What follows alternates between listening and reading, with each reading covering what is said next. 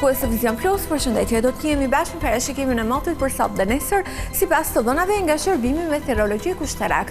Shqipëria ditën e sotme është ndikuar nga kushte atmosferike kryesisht të qëndrueshme, moti ka qenë i kthjellët, por nuk munguan dhe alternimet e vranësirave të cilat kanë qenë më të përqendruara në pjesën veriore dhe lindore të territorit.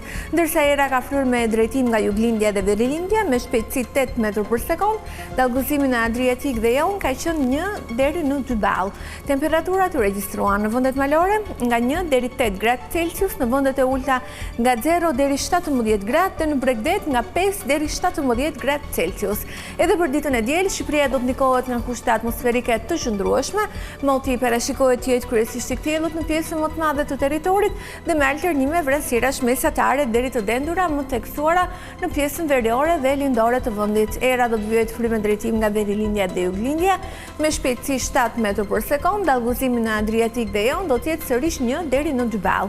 Temperaturat parashikohen në vendet malore nga -2 deri 3 gradë Celsius, në vendet e ulta nga -3 deri 14 gradë dhe në Bregdet nga 3 deri 13 gradë Celsius.